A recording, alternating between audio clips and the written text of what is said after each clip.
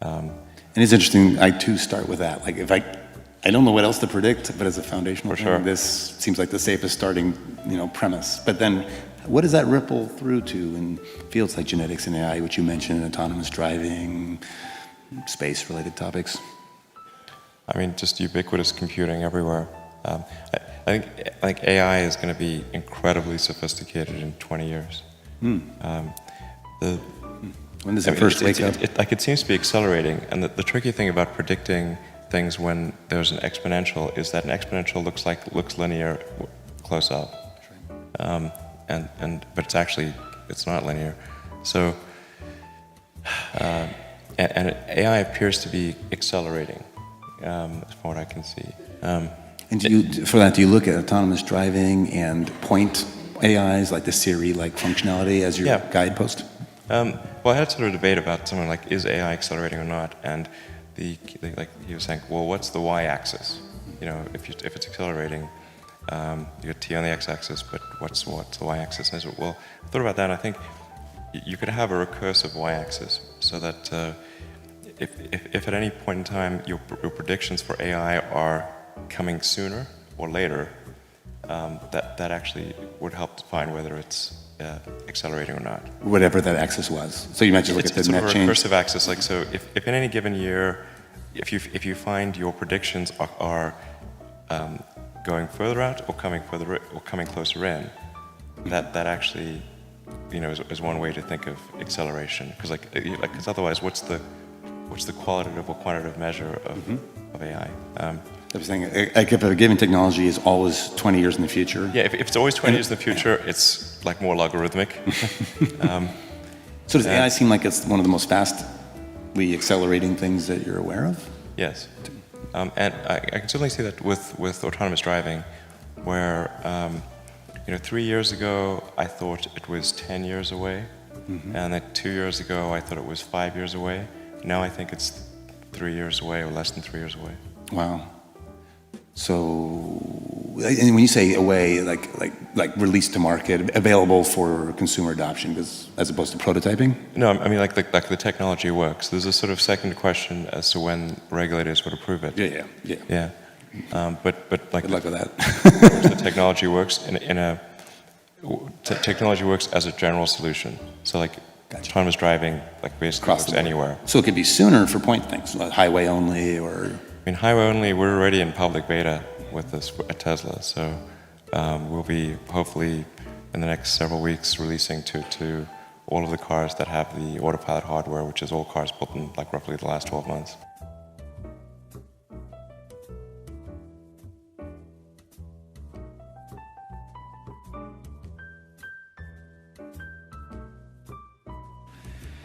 Over here. Hi, my name is Chris LaFleur. I work for Congress for Representative John Conyers. A couple days ago, I read about you talking about artificial intelligence and the dangers of it, and how as a businessman you are totally against regulation and stuff like that. But as a human being, you think it's critical that we get ahead of this issue. Yeah. Can you please elaborate on why? What are you seeing that we don't get to see, and what, as a policymaker, I should be looking to do to sort of, I guess, protect us all? Sure. Well, I think it is difficult to appreciate just how far artificial intelligence has advanced and how far it is advancing, because we have a double exponential at work.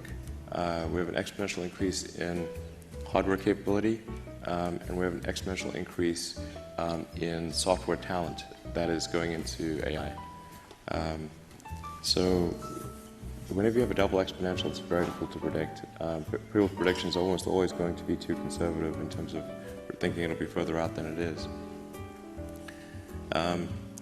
You start to see things like, I don't know if you've seen like the videos where you can sort of really quite accurately video simulate someone and put words in their mouth that they never spoke. You just Google this, it's really pretty amazing. And then they had something called a generative adversarial network, had two of them compete with one another to make the most convincing video. So one would generate the video, and then the other one would identify where it looked fake, and then the other one would fix that, and then it'd go back and forth to the point where you couldn't tell which one was the real video, which one was the fake one.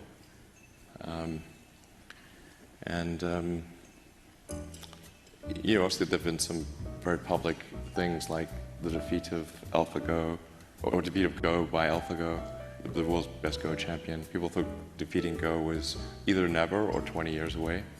That was the world's best Go player was defeated. And now that same AlphaGo system can defeat the top 50 players simultaneously with 0% of chance of them winning. Yeah. And that's 1 year later. So the degrees of freedom to which artificial intelligence is able to apply itself are really increasing, I think, by 10 orders of magnitude a year. That's really crazy. So I think, and we're starting, and this is on hardware that is really not well suited for neural nets.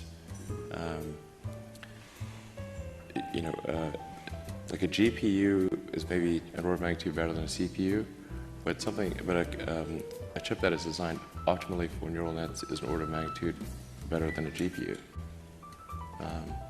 And that is, there are a whole bunch of neural net optimized chips coming out either late this year or next year. So I think we should, I think the part of the role of government is to make sure the public is safe, like to take care of public safety issues. And I think the right move is to establish some government regulatory agency which at first is just there to gain insight. So it's not about like shooting from the hip and just putting in rules before anyone knows anything, but you got to set up the agency. It's got to gain insight. Once that insight is gained, then start applying rules and regulations. We have that for the for aircraft, the FAA. We've got that for cars. We've got that for drugs, for food. And I don't think anyone wants the FAA to go away or the FDA to go away or any of those regulatory agencies. I think we just need to make sure people do not cut corners on AI safety. It's going to be it's going to be a real big deal, and it's going to come on like a tidal wave. Now, I have to ask you about a company that you invested in. As you said, you make almost no investments outside of SpaceX. Yeah, I'm not really an investor. You're not an investor. Right. I don't own any public securities apart from SolarCity and Tesla. That's amazing. But you did just invest in a company called Vicarious Artificial Intelligence. What is this company? Right. I was also an investor in DeepMind before Google acquired it, and Vicarious. Mostly, I sort of want to. It's not from the standpoint of actually trying to make any investment return. It's really. I'd like to just keep an eye on what's going on with artificial intelligence. I think there's potentially a dangerous outcome there, and we need to. Dangerous. Potentially, yes. How so? I mean, there's been movies about this, like Terminator. Yes, but movies are. Even if that's the case, what do you do about it? I mean, what dangers do you see that you can actually do something about? I don't know. Well, why did you invest in Vicarious? What exactly does Vicarious do? What do you see it doing down the line? Well, I mean, the Vicarious refers to it as recursive cortical networks, essentially emulating the human brain. Yeah, so I think, yeah. So you want to make sure that technology is used for good and not Terminator-like evil? Yeah. I mean, if in the movie Terminator, they didn't create AI to... I mean, they didn't expect, some sort of Terminator-like outcome. It's sort of, like that Monty Python thing. Nobody expects the Spanish Inquisition. It's just like,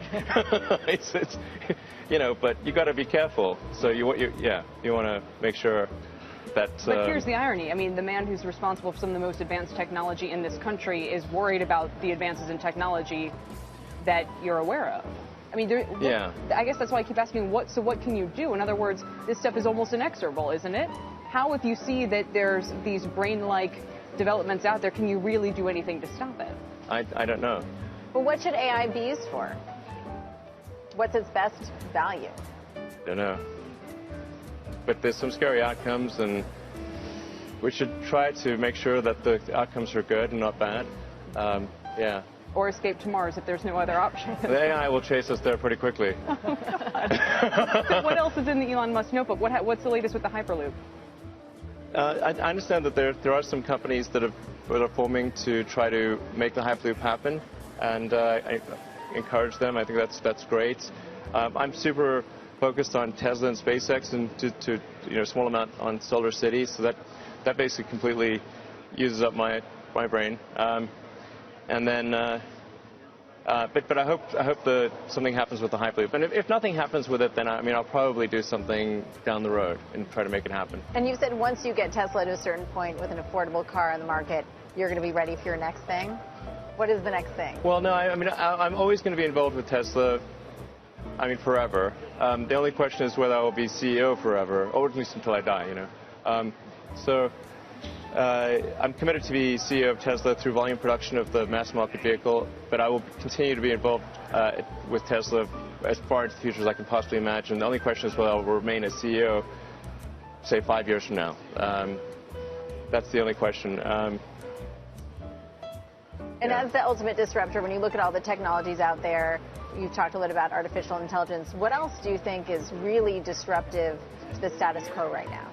Well, rewriting human genetics, that would be quite disruptive. And are there any companies you'd point to that you think are doing a good job or leading the charge? I don't know much about that arena, except that if you ask would be a very disruptive thing, I think that would be very disruptive. At this point, human lifespan is mostly about old age. It's not about cancer or anything else. It's like if you cure cancer, I think like the average life expectancy would increase from like 2 years. You go from like 80 to 82 or something like that. It's we just have a genetic lifespan. It's kind of like say if you take like a fruit fly and you gave it the best exercise and diet possible and like the perfect life, it's still maybe it'll live like 4 weeks instead of 3 weeks. That genetics just drives a lot of these things. So. If for something to be truly disruptive on that front, you'd want to do something on genetics. But like I said, I don't have much involvement there, or any involvement really. Talk about your time allocation. I think one of the things you spend an awful lot of time thinking about, I know, is artificial intelligence. It's something that you and I have as a shared interest, and it's something that our audience is interested in as well. The question here is a lot of experts in AI don't share the same level of concern that you do about the dangers of AI. Fools. What Famous last words. What specifically do you believe that they don't?